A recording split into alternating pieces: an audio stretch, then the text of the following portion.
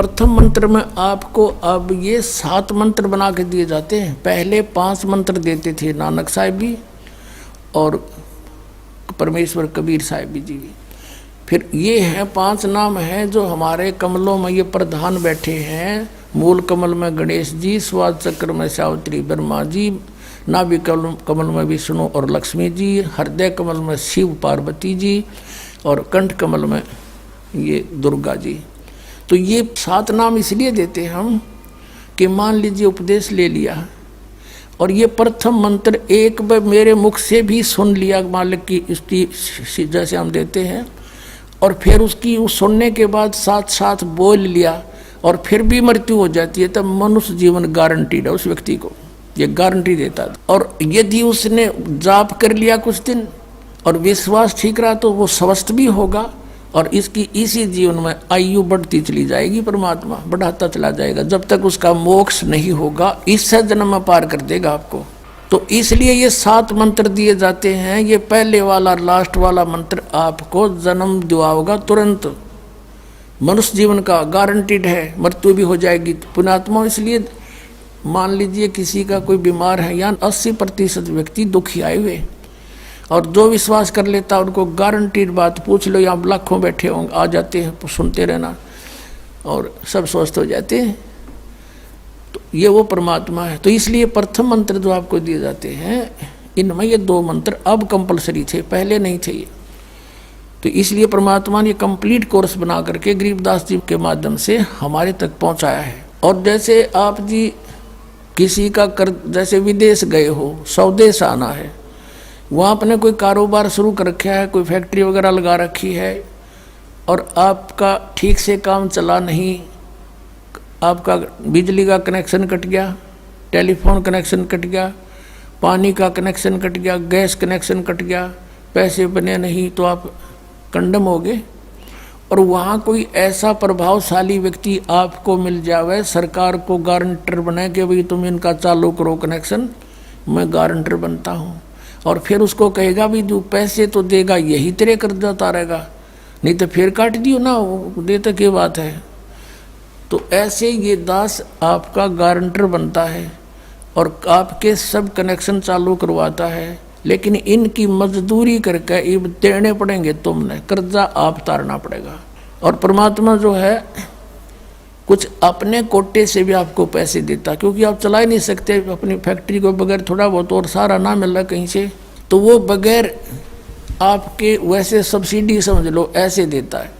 तो परमात्मा पहले आपको सब्सिडी देता है जिससे आप अपना काम चलाओ और फिर डट कर भक्ति करो, मर्यादा में रहो, आप धनी हो जाओगे, बहुत शीघ्र धनी हो जाओगे। बहुत कीमत है इन मंत्रों की। इन भगवानों के जो 5 प्रधानों से आपने मुक्त होना है, त्रिकुटी पर जब जा सको हो उस समय पहुंच पाओगे जब इनसे आप अपना नो डू सर्टिफिकेट ले लोगे।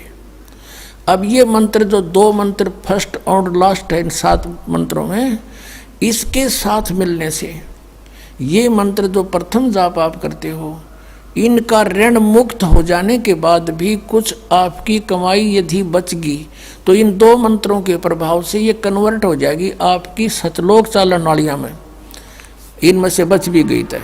और फिर जब आप यहाँ से प्रस्थान करोगे तो आपका अकाउंट, अब ये कहते हैं राधा स्वामी धन धन सतगुरु वाले, ये जय गुरुदेव वाले कहते हैं, हमारे गुरुजी तो कहते हैं हम तो सीधे त्रिकुटी से चलते हैं। यहाँ बताते हैं त्रिकुटी यहाँ नहीं है, त्रिकुटी इसके पीछे बैक में है, यहाँ पर जो नीचे से सारा ये तंत्र साथ मिला हुआ आता है, यहाँ है पीछे। ये कहते हैं हमने ना तो वेदों की आवश्यकता, ना किताबों किसी और, ना हम गीता को मानते, ये भी तो किसी ने लिखी है। और हम तो सीधे त्रिकुटी से प्रारंभ करते हैं अपना रास्ता, त्रिकुटी से, उसका किसी ने नहीं पता। ये सारे ऋषि महर्षि त्रिकुटी माथा मारा करते और उन्हें खक नहीं पाया आज तक। त्रिकुटी से तो बहुत आगे जाना हमने, और त्रिकुटी पर जाना कोई बालकों का खेल है, कोई बरवाले का बस स्टैंड है, चाहे पैदल पहुंच जाओ चाहे रिक्शा में बैठ कर पहुंच जाओ। त्रिकुटी इज द इंटरनेशनल एयरपोर्ट, त्रिकुटी अंतर्राष्ट्रीय हवाई अड्डा जानो। और वहाँ वही व्यक्ति जाता सैर सपट्टे, तो कोई धक्के खाए जाओड़ा, क्या फ़ायदा होगा, उसने देख भी और आ जाओ उल्टा, क्या फ़ायदा उसका। वहाँ पर केवल वही व्यक्ति जाता है जो पहले टारगेट बना चुका होता है, और उस जिस देश में जाना है उसका पासपोर्ट और यहाँ की सरकार से नो ड्यू सर्टिफिकेट, और तब वो उस इंटरनेशनल एयरपोर्ट पर जाकर कुछ लाभ उठा सकता है।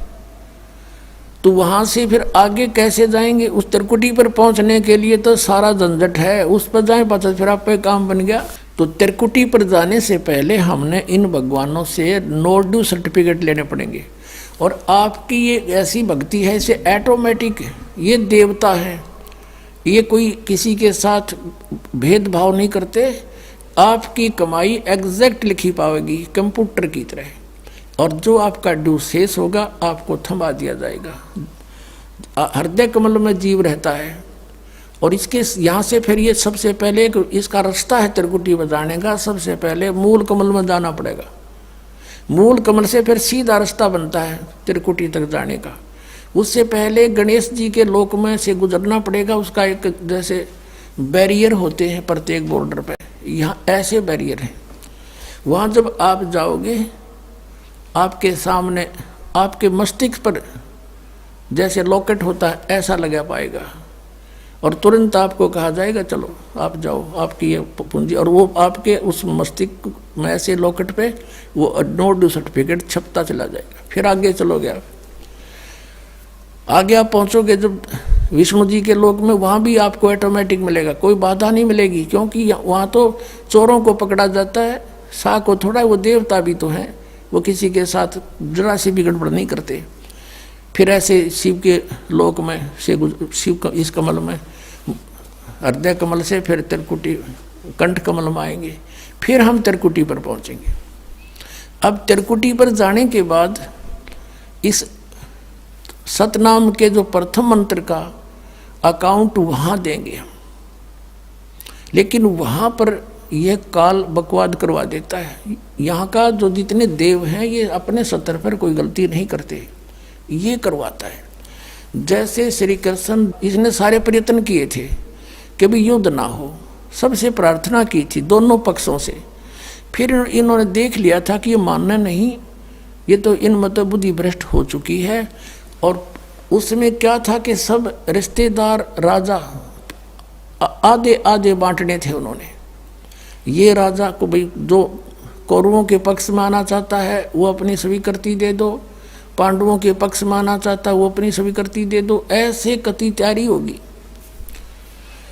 तब श्री कृष्ण जी ने सोचा भाई अब ये तो मेरा भी नंबर आओगा, मैं भी राजा हूँ, और मैं पांडवों का रिश्तेदार, क्योंकि श्री कृष्ण की बहन अर्जुन का ब्याह रखी, रिश्तेदारी पक्की, और उधर से वो चाचे ताऊ थे, कोई अलग नहीं।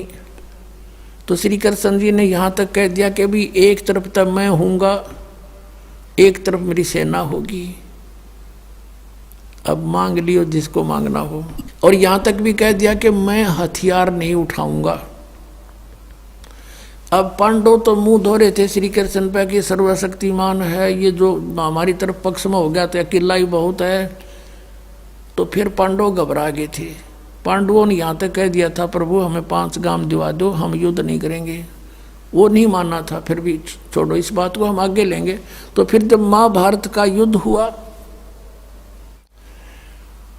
अब श्री कृष्ण ने हथियार उठाया, पहिया उठा लिया रथ का, उसको अपनी शक्ति से सुदर्शन चक्र बना दिया, और उसने बहुत लाखों लोगों को काट डाला।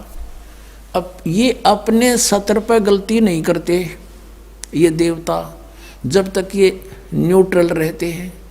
और जब इस काल ने इन पर प्रभाव किया, अंदर प्रवेश कर गया इसके काल, श्री कृष्ण के पाप को बनवा दिए इसके, और सुदर्शन चक्र उठवा दिया और झूठा बना दिया, वह प्रतिज्ञा भंग करवा दी। ऐसे ये त्रिकुटी पर जाकर चाल चाला है, यहाँ तक नहीं बोलता ये। अब वहाँ ये कोशिश करता है कि इसको यहाँ उलझा दूँ।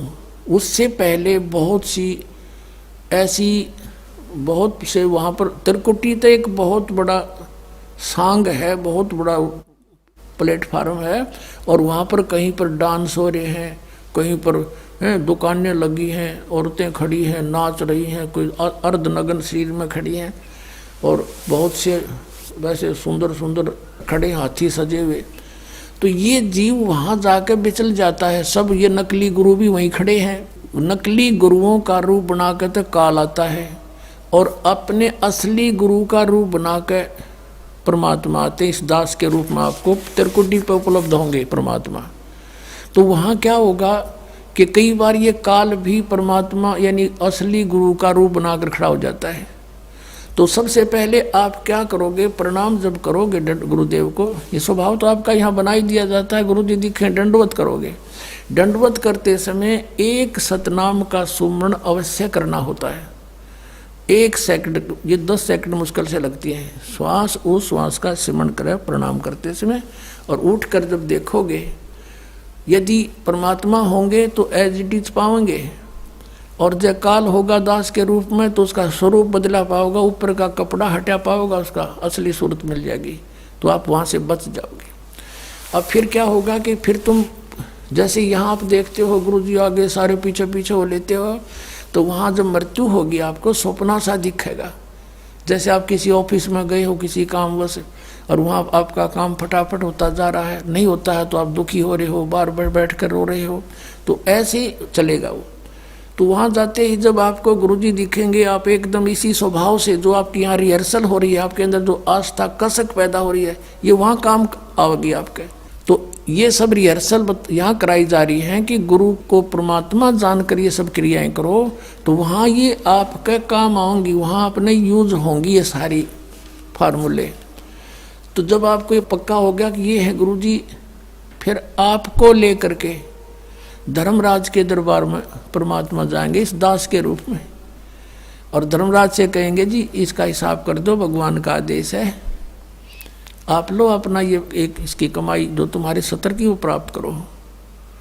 ओम नाम की कमाई और ये यज्ञों का जो बचा हुआ यहाँ प्रयोग हो गया सो हो गया यज्ञ, फिर भी बचे हुए भी आपको वहाँ देने पड़ेंगे कि आप अपना संभालो अपने सतर की। जैसा कि आपके संविधान में लिखा है, ये पवित्र वेद पवित्र गीता भगवान का संविधान है, इसके विरुद्ध जो कार्य करता है वो दोषी है, चाहे जज है चाहे बिना जज है। तो यहाँ का न्यायाधीश बहुत समझदार है, उसने वो सब समझता है। परमात्मा याद दिलाता है 18वें अध्याय के 66वें श्लोक में लिखा है, सर्वधर्मान परित्यज्य माम एकम शरणं व्रज। अपना अपने सतर की जो तुम्हारी है वो अपनी लो, इसकी पूजाएं और इसको छोड़ो, आगे चलेगा ये। तो वहाँ सतनाम के प्रथम मंत्र का जाप हम वहाँ देंगे, यज्ञ दे देंगे, फिर ये वहाँ से चलेगा। फिर वो आगे जागा तो पार ब्रह्म के लोक से हमने पार होना है। वहाँ पर सतनाम के दूसरे मंत्र की कमाई जो श्वास वो श्वास से की हुई है, ये उसके दरबार में जाकर अक्षर पुरुष यानी परब्रह्म के लोक में जाकर के उसको देंगे, वो आगे जाने अलाउड कर देगा। उसके 7 संग ब्रह्मांडों से पार होना हमने सहयोग देगा वहाँ से वो वहाँ तक जाने का, उस टैक्स के बदले में।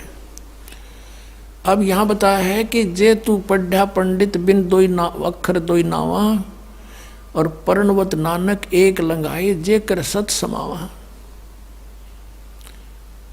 अब ये 2 अक्षर का नाम जो सतनाम है, ये हमें भंवर गुफा तक पहुंचा देगा। भंवर गुफा है, जैसे अभी तक हमने 10 द्वार सुने थे, तो यहाँ परमात्मा ने गरीबदास साहिब जी के माध्यम से कहा है कि 12 मद मैल मठ बोरे बहुर ना दे धरे रे।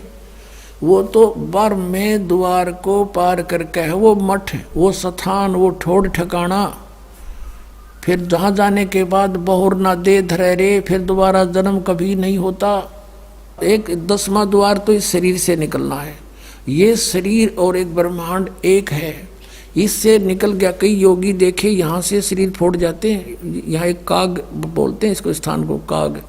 छोटे से बच्चे को आप देखोगे नर्म नर्म स्थान होता है, वो कई बार नीचे हो जाता है तो उसको एक देसी इलाज से ऊपर उठाते हैं हाथ से, तो इसको फोड़ के वो बाहर निकल जाते हैं। वो कहते हैं जिसकी मृत्यु यहाँ से हुई हो ना, उस योगी को कहा करते इसने ब्रह्मांड फोड़ दिया।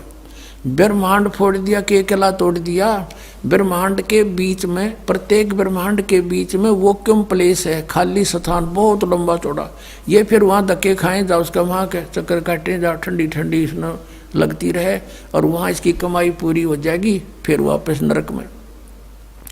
और फिर 21 ब्रह्मांड का भी एक ग्रुप है, चारों तरफ से एक अंड आकार है, और 21वें ब्रह्मांड का कनेक्शन जो है उसके चारों तरफ भी फिर खाली स्थान है, और वहाँ से सीधा एक 11वां द्वार है, वो अक्षर पुरुष के लोक में प्रवेश होता है, 7 संघ ब्रह्मांडों का। वो 7 संघ ब्रह्मांड भी चारों तरफ से एक तरफ बंद हुए हैं, पैक हैं, और बीच में अलग अलग डिवाइड हैं, वो अलग हैं। तो जब 11वें द्वार को पार करेंगे तो उसमें प्रवेश कर जाएंगे अक्षर पुरुष के लोक में।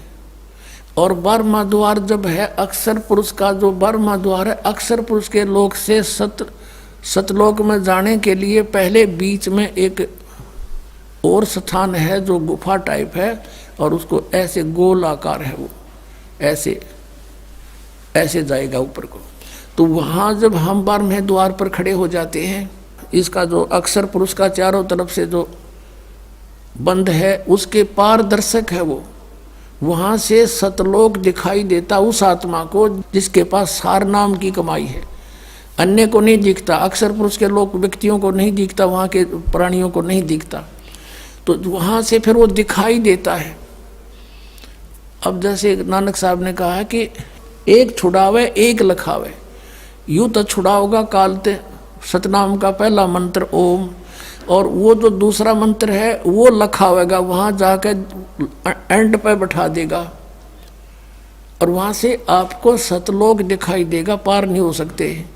सार नाम है जिसके पास, तो फिर वो आगे उस भंवर गुफा से पार करके और फिर आपको 12वां द्वार पार करके तब परमात्मा का वो मठ है, वो स्थान है, सतलोक है, जहाँ जाने के बाद साधक फिर लौट के कभी संसार में नहीं आते। तो इस प्रकार ये अर्थ तो ये था 18वें अध्याय के 66वें श्लोक का। ये बालक के जाने, संस्कृत के जानने वाले विद्वान पाक रहे थे, इनको कख नहीं पता था, अनृत कर डाला इस अनमोल सदग्रंथों का।